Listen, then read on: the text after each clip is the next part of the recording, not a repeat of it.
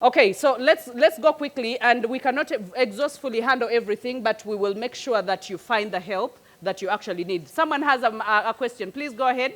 I don't know how much our children should be confident and how we should control them.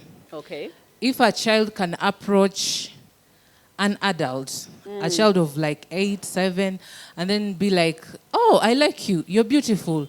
Is that okay? Like, I don't know if it's just me, but I feel like it's abnormal.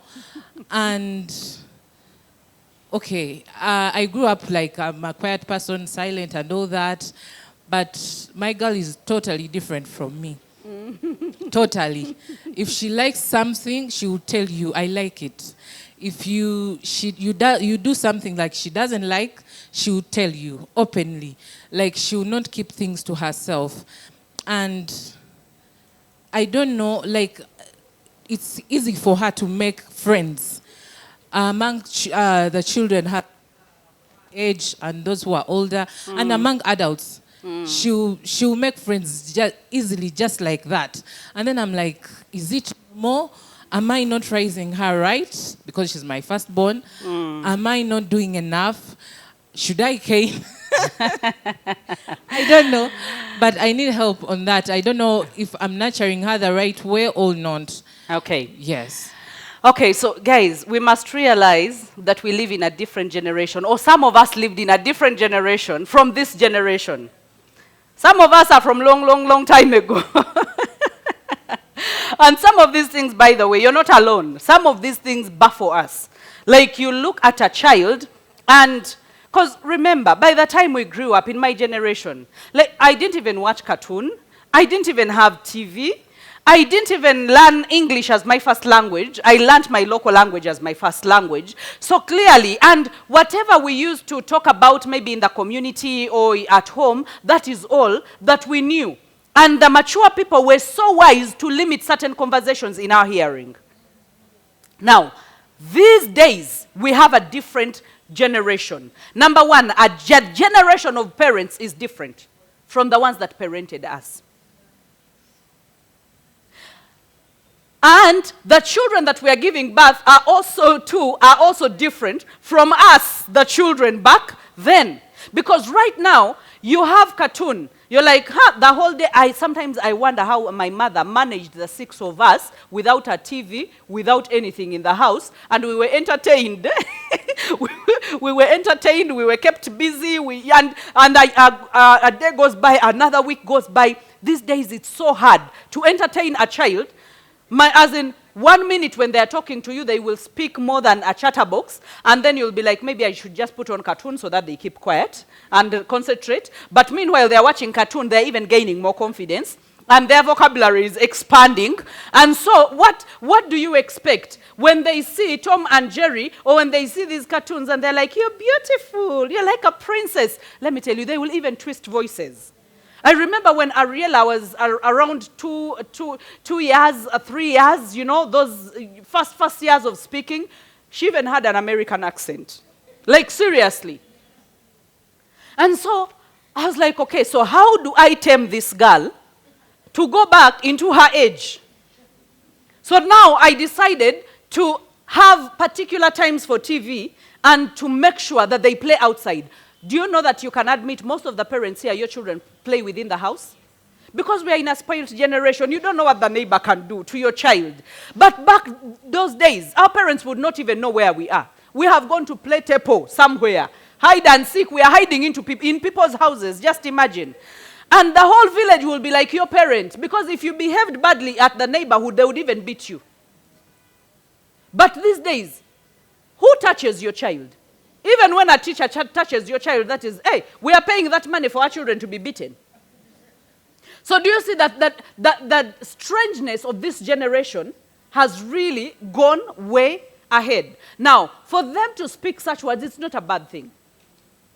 It's not a bad thing. The only thing they should know, because now, what do you expect? Because if I tell, for example, if I've been expressive to my children, and remember, some homes are more expressive than others. Others don't mind. The children don't even know I love you, I care about you, or you're beautiful. Others are, did you eat? It's time to bathe. It's time, every time, bamugobaganya. But there are some homes, like you're even called princess, and you're even asked, how are you feeling okay? And then when you're parting, I love you, I will miss you, but I will see you later. So this child is emulating, because we are millennials bringing up Gen Zs.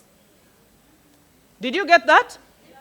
The millennials are bringing up Gen Zs. So what do you expect?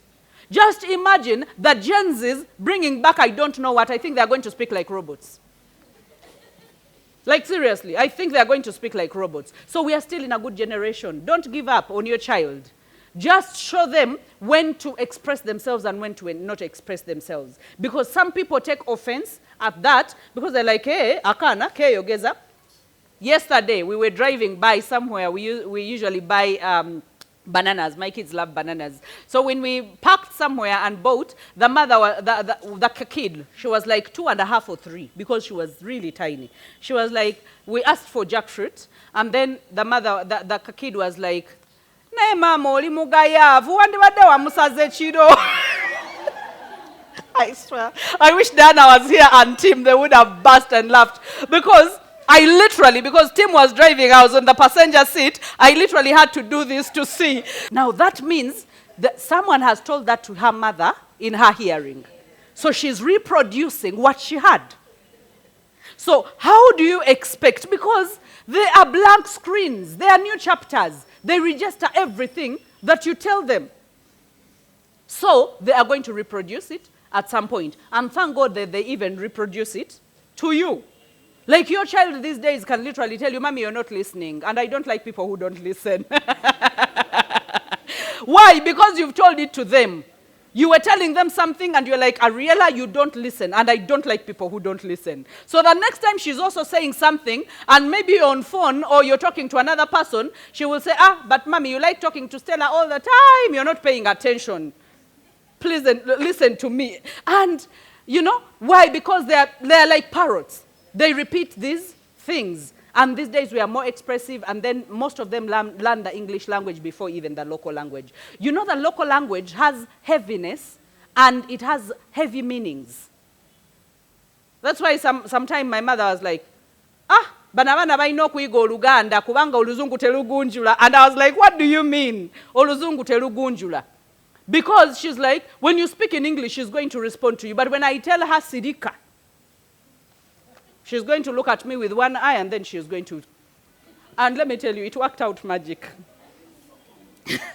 So, until at some point I felt like, I think Luganda is just becoming like Swahili, you know? Or Fungua Mlango. And so I was like, no, I must use both languages in a loving way and in a disciplining way, but in a way that is understandable for their age. So, talk to her nicely, and then be very careful what you speak in her hearing. And then be very careful who is around her vicinity. Because the other principle is the principle of environment and the principle of space. There are some places you will be in and you will never grow. And there are some communities, or there are some families, or there are some places you will be in, and they will nurture you and they will grow you. So the principle of place. Sometimes the problem is not with you, that you are not growing, but you are in a wrong multitude. You are in a wrong environment, and you are tagging along people with a wrong vision for you. So that day you will plug into the right vision and the right environment, you will grow. So the same happens to the children. When you allow, the people that you allow into their lives also create the person that they are.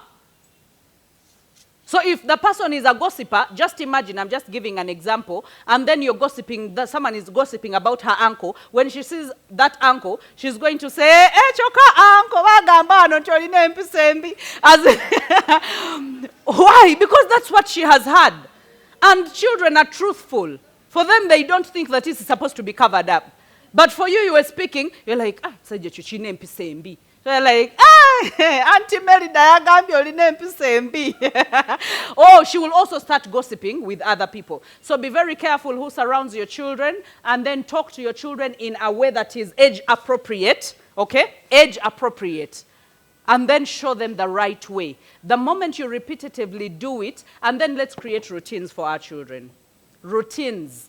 And I gave you the thing about visualization and segment. The third one, I want to add you another one, is systematization. Creating systems that run your life and take you towards your goals. That is very important. So number one, the visualization. Number two, the segmentation. And number three, the systems that you create in your life are the wheels on which you ride to get to your destination or the goals that you have set. So even systems for children. Because then you take away all the guesswork. They wake up this time, and immediately they wake up, they have to hit the shower, or they have to take breakfast, whichever you want to bring first, and then they have to dress up. And because in the too much chatter, that is when you end up speaking the things you're not supposed to speak. But when you have the timetable and you're like, my friend, even when you are young, when you get back home, number one is taking off the uniforms. Number two, you hit the shower. Number three, you have a nice hot drink. Okay? And if you're supposed to be on cartoon, it's going to be for 30 minutes because tomorrow is school day. And or you're supposed to do your homework before you even watch cartoon. So the child comes, at first it will be hard, you will have to remind them, and what I do is I pin it on a wall. So that means I remind you while showing you. I know that, they've just started understanding what reading is, but even for the nanny, I make sure that they're following a system. So that, okay, this is the time they're supposed to be eating, they're supposed to be undressing, the nighties are supposed to be at 7:45, because by 8 they're supposed to be in bed. So I expect those 15 minutes, louse around, go to the loos, make sure that you are ready for bed. And then come and say good night to everyone, let's make a prayer, and then go to bed. When you create those systems, they take away the guesswork, but again, even the communication is understandable between you and your child, and so you cut away everything. You've not done this, go ahead and do this. Every time you are backing, you are like a policeman in your own house. That is not cute, okay? So does that help? We can talk about that. We can even talk about children the whole night. But at least those things, if you can be able to do them, you will be good to go, at least on the starting point. This one says, hello, Hilda. I'm glad to be here today. I'm stuck in a relationship for 5 years, and this person is not ready to commit. And he is asking for more time. He claims that he loves me, and he wants to be with me, but time is not on my side. I'm really stuck. I tried engaging myself in several relationships, but things didn't work out, so I'm stuck with him. When someone is not ready to commit and they're giving excuses, it's not about you moving into the next relationship. You should not leave a relationship because you're moving into the next relationship. If you're leaving a relationship, it should be for you to better yourself and to make a better, sober decision about who else comes into your life. Okay? So, when someone says they are not ready for 5 years, and they are saying, the money is not enough, let me tell you, a person that loves you will marry you even when there is no money. They will settle with you, and the signs will be there. But if they're still ghosting you, they still don't want to talk about it, chances are they don't want to settle with you. They're still stringing you along, okay?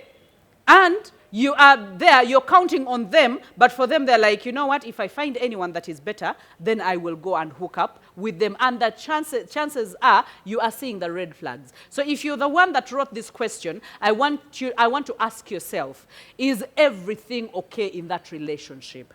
Are you having the fun of your life? Because if you are having the fun of your life, you would not be complaining. You would never have said it. Because the reason as to why people slide into cohabiting without even marrying is because the person is good, everything is moving on okay, and they're thinking, you know what, even if we don't marry, even if so, they find themselves pregnant because they are too comfortable and things are moving their way. Let alone people who get pregnant to hook up men. I'm not talking about those ones. There are people who just slide into everything. They just find themselves there. So I don't want you to slide into everything. I want you to ask yourself, are there red flags? Things, if I wanted to wed you right now with this person, would you say yes? If you would say yes because you adore them and they're the best men in the world and you will never get another man, wrong reasons. If you adore them because they respect you, they are loyal, they are your friend, they have your back and they are committed to you, and you can say yes to that, that is a go. Okay, so ask yourself what is happening in your relationship. If you have red flags, let's highlight those red flags. And if you're the person that sent these questions, because I've not given it enough time, please approach me. Let's even talk about it further so that we can dissect into what is exactly happening without talking about the shallow bit of it, but the internal bit of it, so that you can make a sober decision whether to remain in the relationship or to get out of the relationship, not because you're going into another relationship, but because you want to better yourself and prepare yourself. That if this person makes up their mind and they want you, well and good if they find you. If they find you gone, their loss. I love you guys. And thank you so much for coming. Thank you so much for growing together with me. And thank you so much for holding my hand as I hold your hand.